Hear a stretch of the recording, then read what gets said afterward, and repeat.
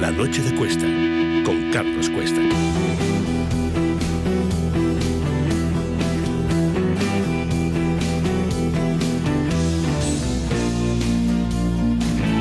Sandra León, muy buenas noches. ¿Qué tal, Carlos? Muy buenas noches. Bueno, enseguida vamos a detallar todas estas noticias que yo estaba citando, porque la labor de investigación ha sido importante. Hemos hablado con un montón de fuentes policiales y los testimonios es que no encajan absolutamente nada con la versión del Ministerio del Interior. Con lo cual, oiga, piensen ustedes, nosotros se lo trasladamos tal cual.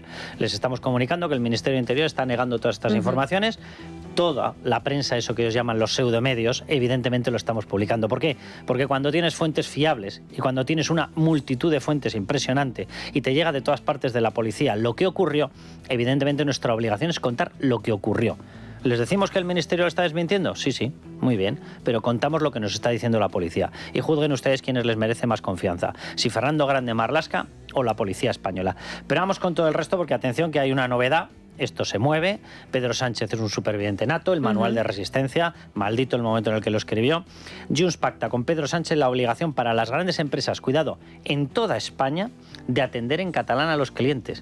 En Murcia también, en La Rioja también. Eso es, los de Puigdemont han pactado una reforma legal que afectará en toda España y, como bien dices, esto es importante, a las compañías con más de 250 empleados o que facturen 50 millones de euros. La medida se incluirá en el proyecto de ley por el que se regulan los servicios de atención al cliente y, según los independentistas, obligaría a formarse en catalán a todos los trabajadores de empresas eléctricas, de suministro de gas y agua, telefónicas, aeronáuticas, ferroviarias, autobuses, servicios postales, servicios financieros, aseguradoras, en fin. Pero ojo, porque esto podría extenderse también a otras lenguas, ya que según el comunicado de Junts, que hay que decir, Carlos, que es lo único que tenemos los periodistas en estos momentos a falta de confirmación por parte del Gobierno, la obligación de responder como mínimo en castellano será sustituida a partir de ahora por la de hacerlo con la lengua oficial con la que el cliente se haya dirigido a la empresa. Es decir, que según esto, todos los trabajadores de todas las empresas de prestación de servicios de atención al cliente tendrían que formarse en todas las lenguas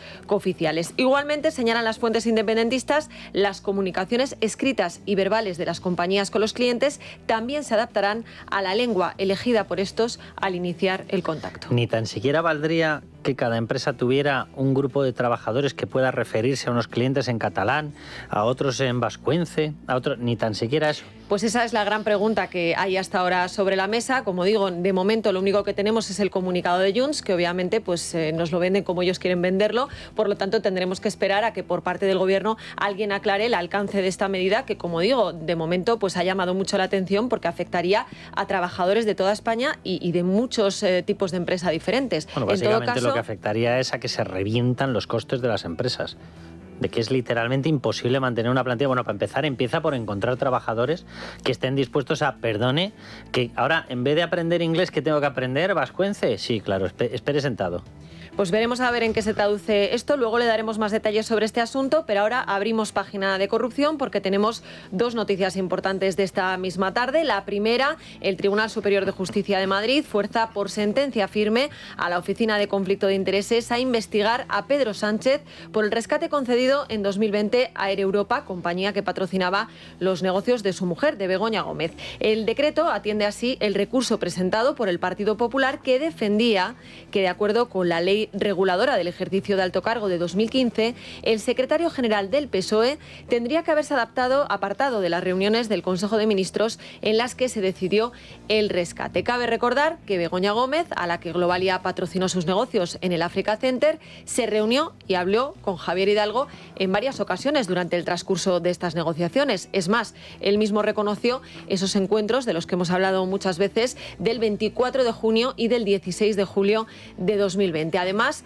tal y como descubrió la UCO, el 3 de septiembre de ese mismo año, ante lo que parecía una falta de acuerdo sobre el rescate, Aldama le dijo a Koldo lo siguiente: está jodido, muy jodido el tema este, en referencia a Hidalgo, se está buscando la vida, y acaba de llamar a Begoña. Bueno, de hecho hay dos fechas que las has mencionado, una es la del 16 de julio, otra la del 3 de septiembre, en las que ocurre la misma secuencia. El 16 de julio primero se reúne a primera hora de la mañana Begoña Gómez con Javier Hidalgo en la sede de Globalia, que es la sede del grupo matriz de Air Europa, y por la tarde-noche se reúne Pedro Sánchez, es decir, que debía tener ya obviamente el reporte o la petición que le hubiese hecho Begoña Gómez, y se reúne con Ábalos y se reúne con Nadia Calviño para empezar a analizar ese rescate. Eso ocurre el 16 de julio, que es antes ni tan siquiera de que hubiese sido solicitado formalmente el rescate. Y el 3 de septiembre que citabas, el 3 de septiembre ocurre eso, la famosa, o intuimos que se llegó a realizar esa llamada de Javier Hidalgo a Begoña Gómez, y el 8 de septiembre es cuando en los chats entre Pedro Sánchez y José Luis Ábalos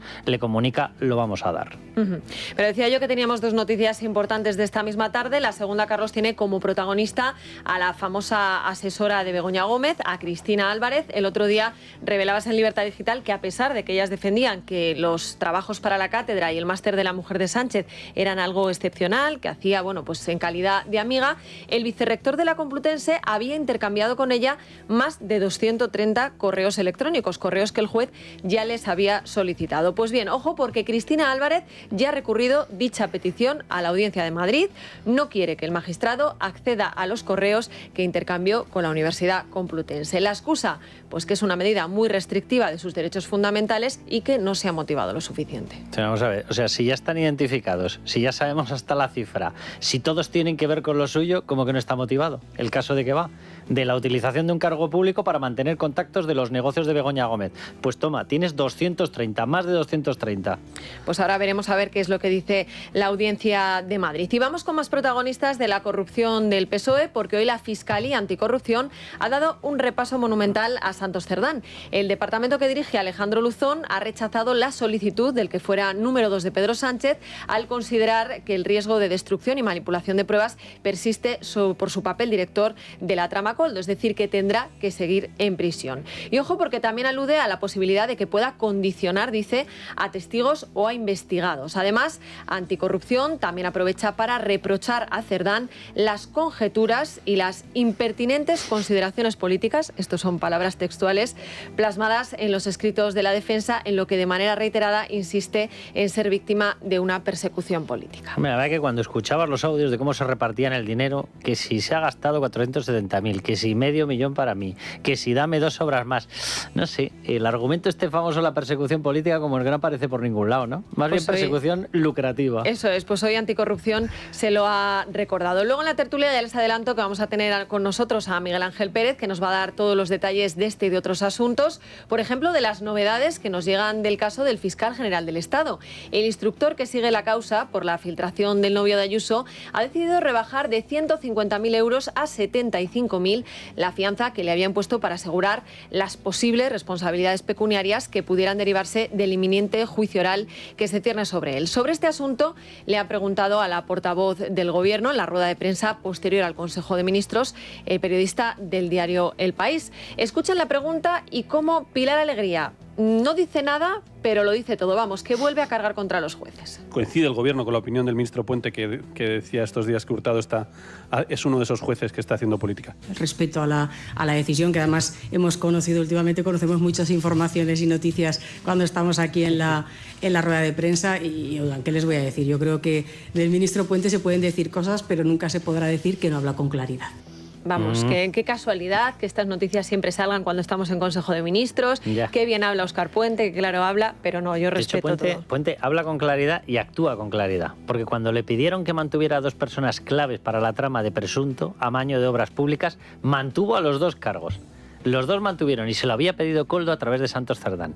Habla con claridad y actúa con claridad. Desde luego que sí, por cierto, que ya se lo adelantamos ayer, pero a propósito del caso de García Ortiz, ya saben que en Libertad Digital desvelamos hoy que en la agenda de su fiscal de referencia a Madrid, de Pilar Rodríguez, se encontró un post-it que decía restaurante Manuel Becerra, Begoña Gómez Fernández.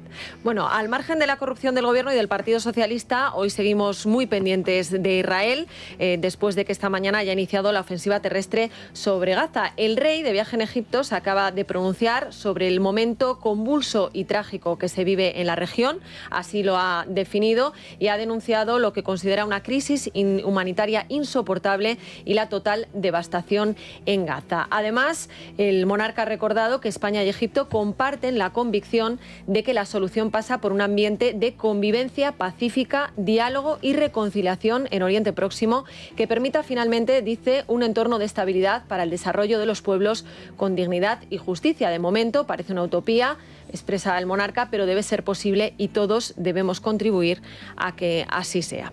Aquí en España, en estos momentos seguimos pendientes del boicot alentado por el gobierno a todo lo que tenga que ver con Israel. La mañana comenzaba con esa decisión del Consejo de Radio-Televisión Española de no participar en la próxima edición de Eurovisión si no se expulsa a Israel. Su presidente, José Pablo López, era el encargado de anunciar el veredicto. 10 votos a favor, 4 en contra y una abstención. Lo hacía en la televisión pública, donde se manifestaba en estos términos. Consideramos que es imprescindible dar un paso al frente para denunciar lo que está pasando en Gaza y hacer, en aquella pequeña parte que podemos hacer, un gesto, una señal para llamar la atención también del resto de televisiones que forman parte de la UER. Ahora resulta que Radio Televisión Española se ha convertido en Corte Penal Internacional. Es una cosa maravillosa. Yo, de verdad, y luego la demostración de independencia es que es fabulosa. O sea, por la mañana de ayer Óscar López pedía esto y por la tarde de ayer se convocaba la reunión y en menos de 24 horas está aprobado. Debe ser la primera cosa que hace rápido la Administración española. Bueno, ayer de hecho El País, nada más anunciarse que hoy se iba a votar en el Consejo de Administración, ya daba prácticamente los resultados, o sea que la decisión estaba tomada de antemano. Mientras tanto, el Gobierno sigue presionando para lograr la expulsión de Israel de todas las competiciones deportivas y atención porque el presidente del Consejo Superior de Deportes, José Manuel Rodríguez Uribes, ha respondido esta tarde al duro comunicado de la Unión Ciclista Internacional en el que cargaba duramente contra el Gobierno de España por alentar las protestas violentas que obligaron a cortar la última etapa de la Vuelta Ciclista a España. A través de un comunicado, el máximo mandatario del deporte asegura que blanquear un genocidio a través del deporte es una posición política y que el deporte no puede ser una isla. En declaraciones a los medios, además, presiona a los organismos internacionales del deporte a tomar las mismas medidas que se tomaron con Rusia. Y el Gobierno de España está siendo coherentes y nosotros vamos a trabajar en el ámbito del deporte, en los ámbitos institucionales y vamos también a hablar con las federaciones y con los comités olímpicos, etcétera, para que nos ayuden a remover estas conciencias y a que el deporte, los valores del deporte sirvan para parar esta guerra, también en la medida en que puedan, no para blanquear situaciones de genocidio, sino todo lo contrario. Mientras tanto, ojo a lo que publican hoy varios medios sobre quiénes estaban detrás del boicot a la Vuelta a España. Según El Mundo, la policía identificó a 9 personas del entorno de ETA condenadas por terrorismo callejero y a varios hombres vinculados con el terrorismo yihadista con condenas cumplidas. Además, The Objective añade a miembros destacados del colectivo juvenil Al-Yudur y la facción Samidón muy vinculados a los terroristas de Hamas y prohibidos en países como Estados Unidos y Alemania. Pira la Alegría niega al menos lo relativo a los proetarras.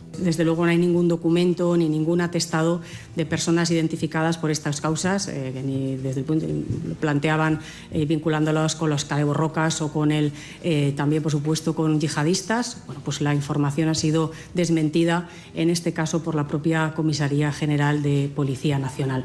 ¿Y qué dice el ministro del Interior? Se detectó a condenados por caleborroca el domingo en la Vuelta, ministro.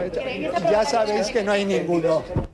Ya sabéis que no hay ninguno, declaraciones apresuradas en el Senado, en los pasillos del Senado, que para el Partido Popular en todo caso son insuficientes. La vicealcaldesa de Madrid, Inmaculada Sanz, insistía ya esta mañana en pedir explicaciones al ministro del Interior y al delegado del Gobierno, cuya dimisión ha vuelto a reclamar este martes. A lo mejor el ministro Marlaska, el presidente del Gobierno, que llevan diciendo que han sido manifestaciones absolutamente pacíficas. Insisto, 22 policías nacionales heridos, chinchetas, cristales, vallas lanzadas a la cabeza de los policías. Pues tendrán que explicar ahora también por qué precisamente había en esas manifestaciones miembros condenados por caleborroca, también miembros posiblemente vinculados a grupos del entorno de Hamas. En fin, no hablamos de cosas menores y por lo tanto creo que ni el delegado del Gobierno ni el ministro Marlaska pueden seguir un minuto más al frente de la Policía Nacional. No son dignos.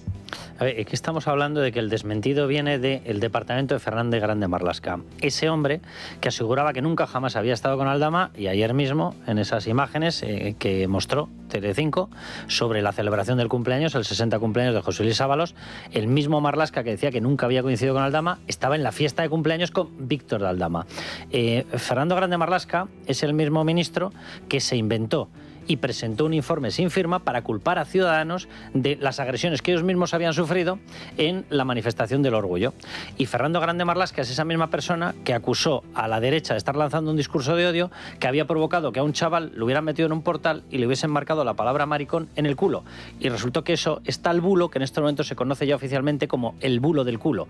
Nunca jamás ha pedido perdón por semejantes afirmaciones. Noticias falsas por todas partes. Por cierto, Fernando Grande Marlaska es el mismo que aseguró que no tenía ni idea de la llegada de Elsi Rodríguez. No solamente es que tuviera todo el conocimiento, es que su jefe de gabinete estaba al corriente de la mansión que se estaba alquilando durante 7 días, ampliado uno más, para que se quedara la narcodictadura en España. O sea, vamos a ver, aquí el pequeño problema que tiene este gobierno es que cuando mientes todos los días, evidentemente en esto no le vamos a creer. Y menos aún cuando la fuente con la que tienes que comparar su versión es la de la Policía Nacional. Pero ¿qué interés tendría la policía o los sindicatos policiales en estar diciendo que había miembros ligados a Hamás y miembros ligados a ETA o a la Kale Borroka si no están? Pero ¿cuál sería el objetivo de la policía? ¿Cuál? Si ya tienen 22 personas heridas, si es obvio que habían estado alentando desde el gobierno los actos violentos, ¿cuál sería su objetivo? Por cierto, que hacía referencia a la vicealcaldesa, a los 22 policías heridos. Y quiero que escuches, Carlos, lo que ha dicho esta mañana la diputada de Compromís, Águeda Micó, porque algunos socios de Pedro Sánchez ya están incluso poniendo en duda que los agentes se lo hayan inventado. He pedido el informe de lesiones de esos 22 policías que se supone que están heridos. Queremos saber qué lesiones han tenido y si van a tener bajas, porque efectivamente lo único que pasó es que la gente quiere acabar con un genocidio que nos está hiriendo a todos y a todas y se está manifestando, de hecho, de una forma totalmente pacífica. Bueno, sí, luego desmontaremos esto y le preguntaremos también por este asunto a Serafín Giraldo, inspector jefe de la Policía Nacional y portavoz de la asociación H50. Pero más allá de la vuelta o de la expulsión de Israel y otras competiciones, hoy hay otro asunto que ha enfrentado al gobierno con sus socios. ¿Por qué? Pues porque en el Consejo de Ministros de esta mañana el Ejecutivo, Carlos, tampoco ha aprobado ese embargo de armas a Israel que la semana pasada Pedro Sánchez anunciaba bombo y platillo y que estaba incluido en un paquete de medidas que muchos le afearon entonces utilizar para esconder todos sus escándalos de corrupción. Hoy Pilar Alegría llamaba a la calma. La voluntad es, si no ha podido ser en este Consejo de Ministros, es traerlo lo antes posible, es decir, la semana que viene. Pero por favor, ninguna duda respecto a este tema y sobre todo el Gobierno trabaja con absoluta convicción y determinación para poder aprobar ese Real Decreto y traerlo al Consejo de Ministros lo antes posible. Me ha parecido que Pilar Alegría se pone la venda antes de la herida. O sea, ¿por qué tiene que darnos una explicación auténticamente excusatio non petita, accusatio manifesta? O sea, dice ella, no, ninguna duda, ninguna duda. Hombre, yo simplemente traslado una duda. Una duda que de nuevo viene de las fuerzas y cuerpos de seguridad del Estado. ¿No han recibido ustedes informes diciendo que si cortamos toda la relación con Israel nos quedamos sin sistemas software de control, por ejemplo, del crimen organizado o de información antiyihadista, sin los cuales nos quedamos literalmente ciegos y puede haber un problema sideral? Porque a mí me dicen que sí. Bueno, en todo caso, lo que sí hay que decir es que a quienes no le convence la explicación es a sus socios. Ione Belarra, la secretaria general de Podemos, decía esto ya por la mañana. Lo que estamos viendo es una enorme hipocresía del Gobierno de España que 23 meses después anuncia un embargo de armas que va a ser un queso gruyère, porque es evidente que si lo están trabajando tanto no es porque sea técnicamente difícil, sino porque es muy difícil hacer un embargo de armas que no sirva para nada. Entonces es evidente que el único objetivo que tiene este Gobierno es buscar titulares y hacer electoralismo. Bueno, buscar titulares no, buscar reventar la calle. Lo que pasa es que ahora a la gente de Podemos le fastidia que la estrategia suya de reventar España resulta que se la ha copiado el alumno aventajado. Ahora, fíjate, ya me fastidia tener que estar de acuerdo en algo con Ione Belarra. Efectivamente, en eso está el Gobierno. Bueno, ojo también a la amenaza, o medio amenaza, ahora verán por qué lo digo nuestros oyentes, de Antonio Maillo, el coordinador de Izquierda Unida en Radio Nacional de España. Yo soy partidario de que si no va al siguiente, los ministros y ministras del espacio en el que Izquierda Unida pertenezca no vayan al Consejo de Ministros. ¿Abandonen el gobierno o no vayan a la reunión? No, que no asistan al Consejo de Ministros. No vamos a abandonar un gobierno que precisamente acaba de anunciar medidas que veníamos nosotros contemplando desde hace tiempo. Sí, señor. Maillo es un comunista de verdad. ¿Renunciar al sueldo? No, hombre, no. Vamos a ver, que dejamos no ir, de trabajar, no pero cobrar cobramos. ¿No ha oído hablar usted de la reducción de jornada? Pues mire, yo no voy, me lo llevo crudo, sigo siendo ministro, mantenemos el gobierno, pero hago como que no voy. Comunista. Pues eso está ahí. En lo económico, el Gobierno ha revisado hoy al alza su previsión de crecimiento para este año. Pasa del 2,6 al 2,7%, después de estimar que el Producto Interior Bruto español aumentará un 0,7% en el tercer trimestre de este 2025. En la rueda de prensa posterior al Consejo de Ministros, el titular de Economía, Carlos Cuerpo, ha sacado pecho y ha asegurado que esto ya se nota en los bolsillos de la gente. Este crecimiento, esta buena evolución de la macro está llegando, estamos haciendo porque llegue al día a día de los trabajadores, pese, como decía antes, a haber sufrido el mayor shock de incremento de precios de los últimos 40 años. Sin embargo, las previsiones del Gobierno chocan con las del Banco de España, presidido por el exministro de Sánchez, José Luis Escrivá. Este organismo estima que creceremos un 2,6% en 2025, una décima menos de lo que dice el Gobierno. Y ojo, porque en 2026 pronostica un crecimiento 4 décimas inferior. Pero no es el único jarro de agua fría que le ha echado el Banco de España. Antes han escuchado al ministro decir que el crecimiento del PIB llega a los bolsillos de la gente. Pues bien, el Banco de España dice que pese a la buena marcha de las grandes cifras, las familias notarán que sus ingresos crecerán menos. Hasta ahora los salarios subían un 3%, a partir de 2026 lo harán a un ritmo inferior al 3%, lo que provocará, dice el supervisor, que los hogares tengan que tirar de ahorros. Mira, luego lo vamos a hablar con Domingo Soriano en la sección de economía, de las consecuencias económicas de Sánchez. O sea, la subida del PIB que se está observando tiene que ver con tres cosas. Uno, saqueo fiscal, ¿vale? Ese saqueo fiscal de más de 160.000 millones de euros se convierte en gasto público, lo que genera el segundo factor. Como gasto público, se altera el dato de PIB porque el gasto público computa como Producto Interior Bruto. Se llama trampa, se llama amaño. A eso súmenle la aparición de 2 millones de personas más, con lo cual los datos no son comparables. Se acabó. Aquí no ha ganado poder adquisitivo más que Koldo García Izaguirre, Santos Cerdán, José Luis Ábalos y quién sabe si a lo mejor un matrimonio que a lo mejor tuvo mucho que ver con un rescate. Bueno, y un último apunte en materia de vivienda, porque el Consejo de Ministros hoy también ha comparecido la ministra Isabel Rodríguez para anunciar que van a triplicar la financiación del Plan Estatal de Vivienda para aumentar un 40% el parque público en 2030. La pregunta es dónde están todas esas viviendas que lleva anunciando Pedro Sánchez no sé cuánto tiempo y que siguen sin aparecer por ningún lado. Aún así, la ministra ha presumido de sus políticas y ha cargado contra las comunidades y ayuntamientos del Partido Popular, entre otras cosas, por no aplicar la ley de vivienda para topar los precios de los alquileres. Y lo que no puede ser es que nosotros pongamos instrumentos. Me da igual la ley de vivienda que está consiguiendo hacer bajar el precio del alquiler donde se aplica y aquí, por dar una zancadilla al Gobierno, decidimos que no la aplicamos y sigue subiendo el alquiler. Me da igual el coto a los pisos turísticos que está poniendo el Gobierno al tiempo que el alcalde de Madrid dice que, oye, pues mira, total, 15.000 pisos turísticos ilegales son 15.000 familias fuera de la ciudad de Madrid. La respuesta llegaba por boca del consejero de Transportes y Vivienda de la Comunidad de Madrid, Jorge Rodrigo. Si pusiera la señora ministra el mismo interés que pone por eliminar las viviendas turísticas, que son una actividad económica, en intentar sacar al mercado de la vivienda todos los pisos que se encuentran ocupados e inquiocupados, también nos iría muy bien a todos los madrileños y a todos los españoles porque pondríamos en el mercado un gran número de viviendas.